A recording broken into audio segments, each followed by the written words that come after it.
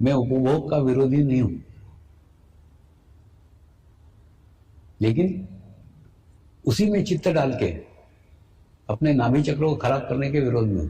कैसे आपको बताता हूं।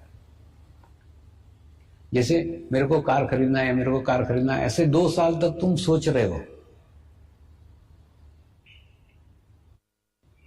लेकिन कार नहीं ले पा रहे हो, तो उससे क्या होगा? तुम्हारे अंदर एक अतृप्ति निर्माण हो जाएगी,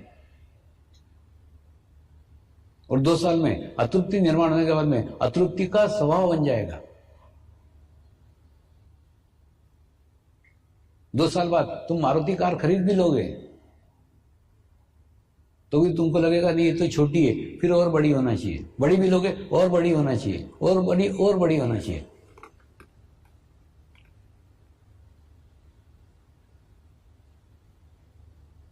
तो जो चीज खरीदना है, खरीद के बाजू हटो ना।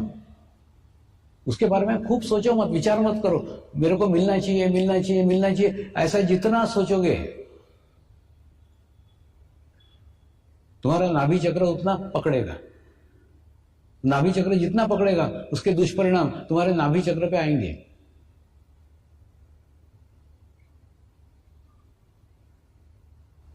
नाभि चक्र का संबंध पति पत्नी के रिलेशंस के साथ भी है। कई पत्नियां मेरे को अपने पति की कंप्लेंट करते रहती है, पति ऐसा है, पति वैसा है। मैं उन पत्नियों को बोलता हूं, तू उसको छोड़ दे, तू तेरा ध्यान कर, तू तेरा ध्यान करेगी, वो ऑटोमेटिकली सुधर जाएगा। या कई लोग पत्नियों की शिकायत करते हैं, उनको बोलता हूं तू उधर चित्त मत डाले, उसको सुधारने में तेरे बिगड़ने के चांसेस है। तुम अपने पार्टनर को सुधारने का कोशिश ही मत करो, कोशिश करोगे तो तुम भी बिगड़ जाओगे। सबसे आसान तरीका है, तुम ध्यान करो, मेडिटेशन करो। पति पत्नी का संबंध यूट्यूब तरीका है। साइंस के लैब में यूट्यूब रहती कि नहीं? उसके अंदर अगर 100 ग्राम पानी डालो तो 50 ग्राम पानी दूसरे ट्यूब में चला जाता है। तो उसी प्रकार से पति पत्नी का संबंध यूट्यूब जैसा है। एक का स्थिति हो गया तो दूसरे का स्थिति ऑटोमेटिकली हो जाएगा। तुम उसको सुधारने की कोशिश मत करो, अपने को सुधार लो, दूसरा सुधर जाएगा। कैसे? मैं आपको 2 उदाहरणों से समझाता हूं।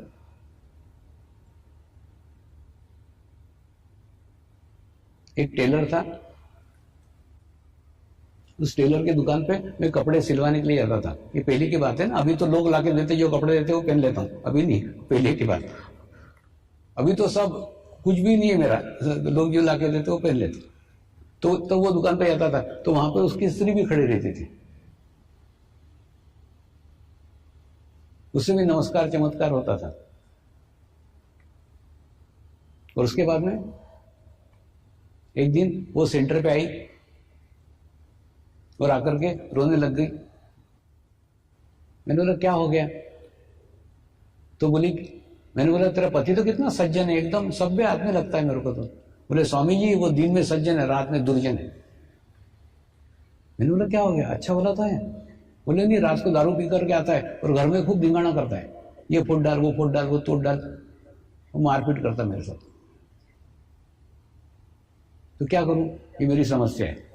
मैंने उसको कर, एक काम कर, तू नियमित ध्यान करना चालू कर दे, नियमित मेडिटेशन करना चालू कर दे, तेरी प्रॉब्लम दूर हो जाएगी।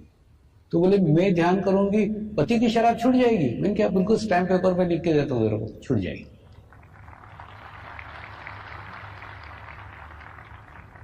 तो रेगुलरली सेंटर पे आने लग गई, रेगुलरली ध्यान करने लग गई। 45 दिन तक ध्यान भी किया, अनुष्ठान पूर्ण किया। अनुष्ठान करने के बाद में फिर भी रो रही थी। बोला क्या हो गया? स्वामी ये वो अभी भी पूरी की पूरी बोतल पी रहा है, आधी भी नहीं हुई अभी उसकी, पूरी बोतल अभी भी शराब पीता है वो।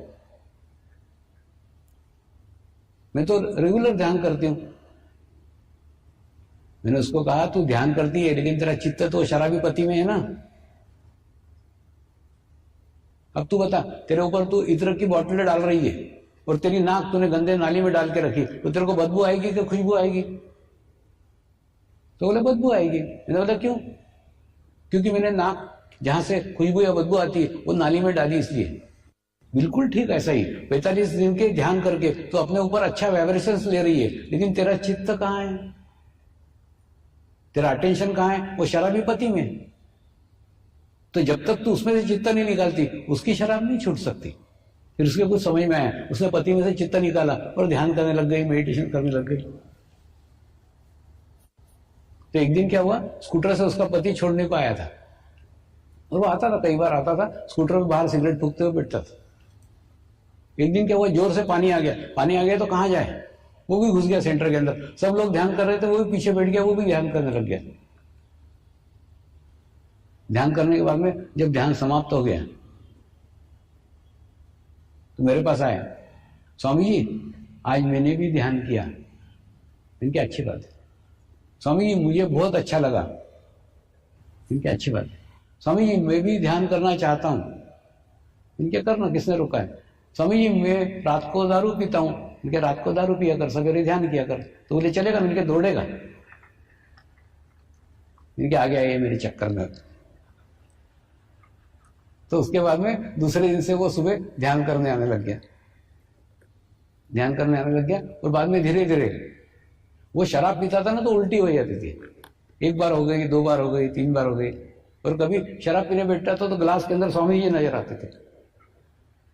दुकान देखता, दुकान बंद मिलती थी। ऐसे उसके अलग अलग कारण से उसकी शराब छूट गई। वो बोला शायद मेरे को आजकल हजम नहीं होती, पीता हूं तो उल्टी हो जाती है। क्या होता है मालूम है?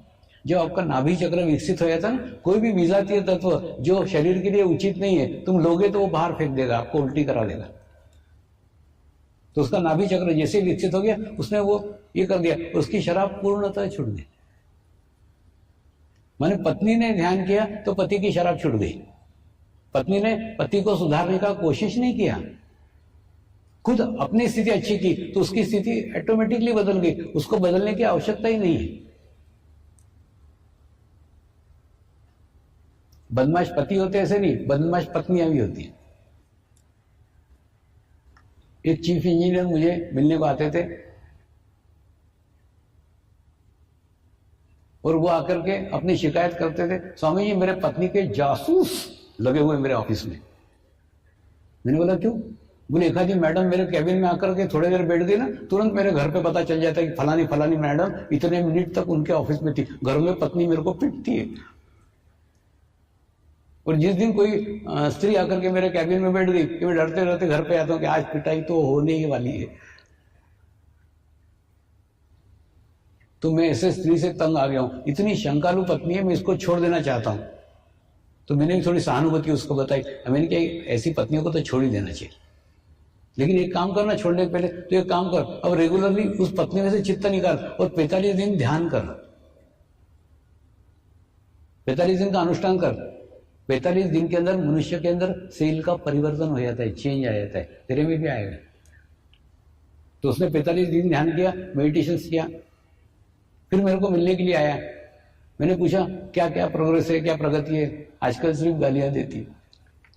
मैंने पहले पिटती थी, आजकल प्रोग्रेस है, सिर्फ गालियां देती है, आजकल कुछ नहीं करती। लेकिन जब हमने वो स्थान छोड़ा, वो जगह छोड़ी, तो उसकी पत्नी भी मिलने को आई थी, स्वामी जी मैं भी ध्यान सीखना चाहती हूँ, मैं भी मेडिटेशन सीखना चाहती हूँ। तो इसलिए अपने पार्टनर को सुधारने का कोशिश मत करो, कोशिश में तुम्हारे बिगड़ने के पूरे पूरे आसार है। अगर अपने पार्टनर को सुधारना चाहते हो तो उसमें से चित्त निकालो और अपना स्थिति इतना अच्छा करो, इतना अच्छा करो कि ऑटोमेटिकली उसका स्थिति भी अच्छा हो जाए।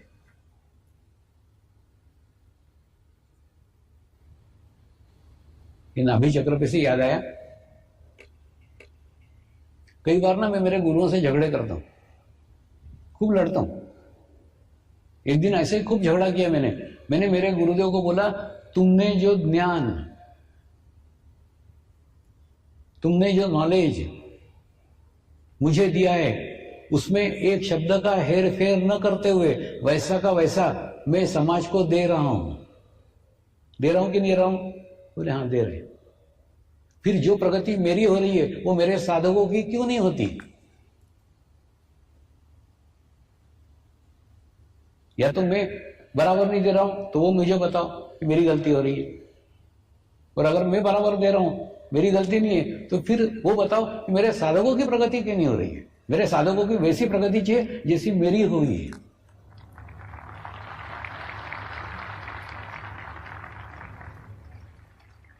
इसलिए मैं झगड़ा करता हूं। तो उन्होंने क्या उत्तर दिया मालूम है? उन्होंने उत्तर दिया, कुछ शरीर के चक्र ऐसे हैं जो चक्र उनको ही क्लियर करना पड़ेंगे। जब तक वो उनके चक्र क्लियर नहीं करते तो कोई हथेली नहीं लगा सकता। उनकी आध्यात्मिक प्रगति उनके हाथ में। उसमें का ये सबसे नीचे का चक्र था नाभि चक्र। नाभि चक्र में यानी साधक ने जब तक अपनी पत्नी से संबंध अच्छे नहीं किए उसकी आध्यात्मिक प्रगति संभव ही नहीं है। पत्नी ने भी जब तक अपने पति के साथ रिलेशन अच्छे नहीं किए उसकी आध्यात्मिक प्रगति संभव ही नहीं है। नाभि चक्र एकदम स्ट्रांग है, तुम्हारे आंतरिक संबंध आपस में है।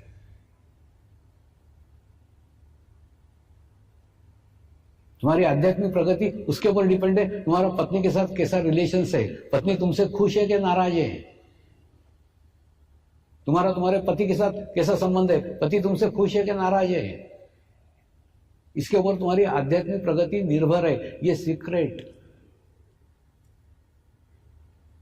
ये रहस्य गुरु ने मुझे समझाया। अब साधकों के पत्नी से रिलेशंस कैसे, वो तो तू क्या कर लेगा, वो तो उसको ठीक करना पड़ेंगे ना। साधिका के अपने पति से कैसे रिलेशन है वो तो उसको ही ठीक करना पड़ेगा ना, तू क्या कर लेगा, वो तेरा क्षेत्र ही नहीं है, तू उसमें दुखी मत हो, तू कुछ नहीं कर सकता उसमें।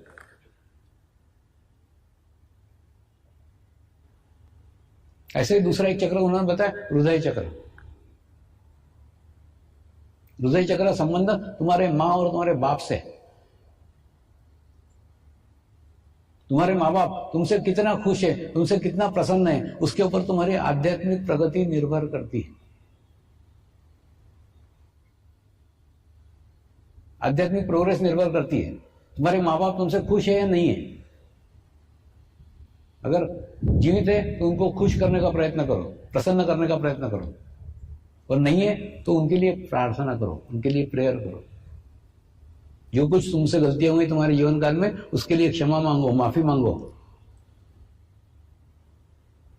माँ बाप परमात्मा का रूप होते हैं, वो आपके सभी गलतियों को क्षमा करने में सक्षम है। माँ बाप से तुम्हारे कैसे रिलेशन से उसके ऊपर तुम्हारा हृदय चक्र निर्भर करता है। हृदय चक्र पकड़ेगा।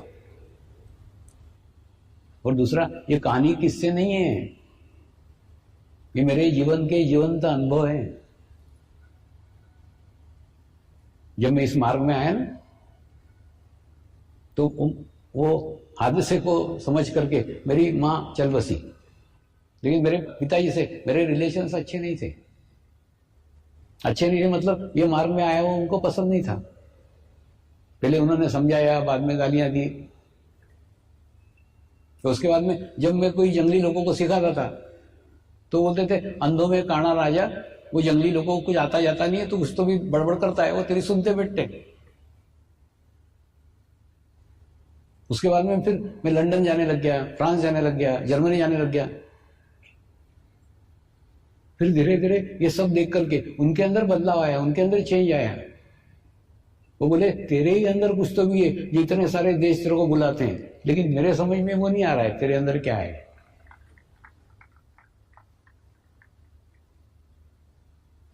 उनकी अभी 3 साल पहले मृत्यु हुई, लेकिन मृत्यु के 3 साल पहले स्थिति ये थी कि मैं उनको पिताजी करके नमस्कार करता था, वो गुरु करके मेरे को नमस्कार करते थे।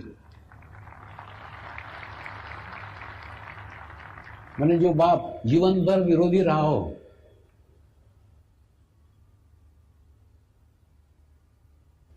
उन्होंने अंत समय में वो स्थिति प्राप्त कर ली थी, वो अवस्था प्राप्त कर ली थी। वो बोले, तूने बाप के रूप में मुझे नमस्कार किया, अब मैं गुरु के रूप में तुझे नमस्कार कर रहा हूं।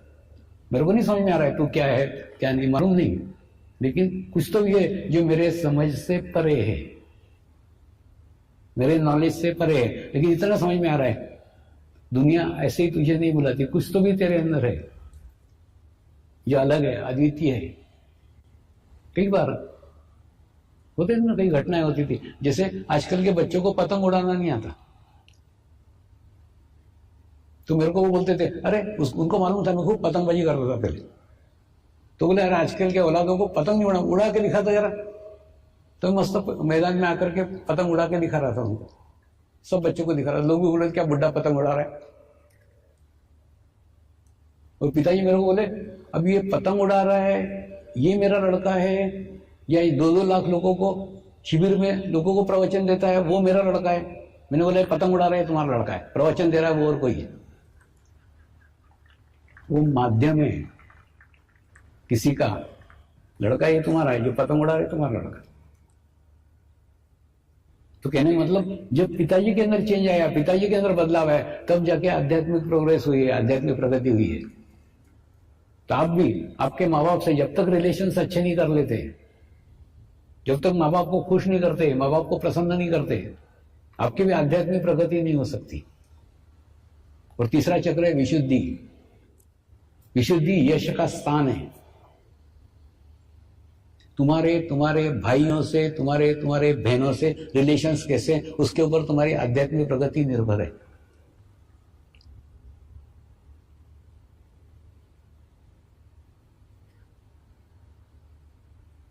अब ये साधकों ही ठीक करना पड़ेगा ना। तुम्हारा पति पत्नी के रिलेशंस कैसे है, तुमको ठीक करना पड़ेगा। तुम्हारे माँ बाप से रिलेशंस कैसे है, तुमको ठीक करना पड़ेगा। तुमको तुम्हारे भाई बहनों से रिलेशंस कैसे है, ठीक करना पड़ेगा। मैंने भी मेरे जीवन में जब बहनों से रिलेशंस अच्छे किए, तब जाके आध्यात्मिक प्रगति हुई है। कई सालों तक कोई रिलेशंस नहीं थे। दूसरा, रिलेशन नहीं रखना भी खराब रिलेशंस के कैटेगरी में आता है। कैसे आता है? बहनें याद करती होगी ना कि अरे पहले अपन भाई के साथ कैसे बचपन में रहते थे, आजकल तो भाई चिट्ठी भी नहीं देता, पत्र भी नहीं बोलता, फोन भी नहीं करता।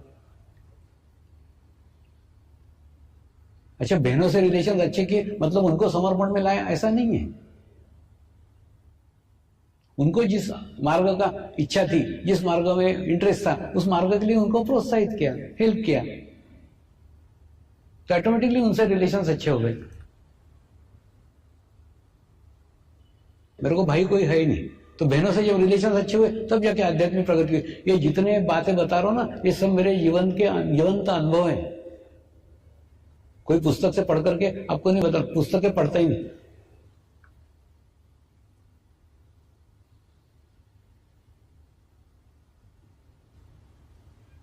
तो मेरे गुरु ने कहा, साधक ये अपने रिलेशन जब तक अच्छे नहीं कर सकते तब तक तू कुछ नहीं कर सकता। तू क्या कर सकता है उसमें? हाँ, तू उनको सिर्फ बता कि ये तुम्हारे संबंध अच्छे करो तो तुम्हारी आध्यात्मिक प्रगति होगी। मैंने दूसरे दिन गुरु पूर्णिमा बता दिया सबको।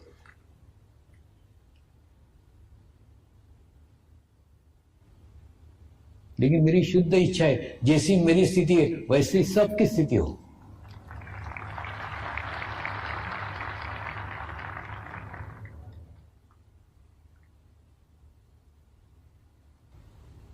लेकिन ये प्रयास तुमको तुम्हारे ही करना होंगे।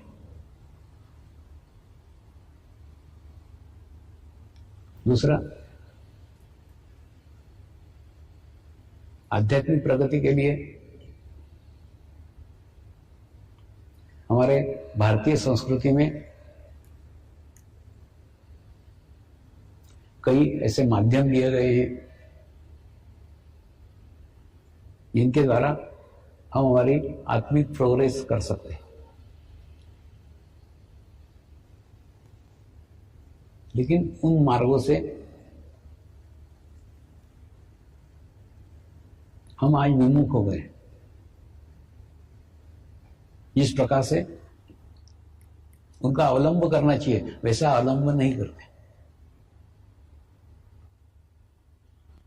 उसमें का एक मार्ग है पूजा। अब आपके दादाजी को, नाना जी को पूछो ना, पहले के समय में पूजा घर का मुखिया करता था। घर का जो प्रमुख व्यक्ति है वो पूजा करता था। लेकिन आजकल वो प्रमुख व्यक्ति को समय ही नहीं है, टाइम ही नहीं है। वो अपने धंधे में, अपने नौकरी में लगा रहता है, उसको पूजा करने को टाइम ही नहीं रहता। तो वो क्या करता है, पत्नी पे डाल देता है। पत्नी भी आजकल नौकरियां करने वाली है, उनको भी टाइम नहीं रहता है। वो क्या करती है, अपने कॉलेज जाने वाली लड़की के ऊपर डाल देती है, तू कर। कॉलेज जाने वाली लड़की को भी टाइम नहीं रहता, उसको बहुत दूर कॉलेज रहता है, वो अपने और छोटे जो 10वीं में भाई है उसके ऊपर डाल देती है कि तू पूजा कर। 10वीं वाला भाई उसका अभ्यास रहता है तो वो और छोटे अपने 5वीं वाले भाई के ऊपर डाल देता है कि तू पूजा कर। वास्तव में पूजा मन की एकाग्रता करने का माध्यम है। क्रमबद्ध तरीके से, लयबद्ध तरीके से पहले रेशमी वस्त्र पहनना और मन में भाव लाना कि मैं ये परमात्मा के लिए कर रहा हूं। फिर चंदन घिसना, और चंदन घिसते समय भी ये पूर्ण भाव रखना, ये मैं परमात्मा के लिए कर रहा हूं। फिर एक एक भगवान की मूर्ति को नीचे लाना, उसको पानी से नहलाना, दूध से नहलाना, फिर पानी से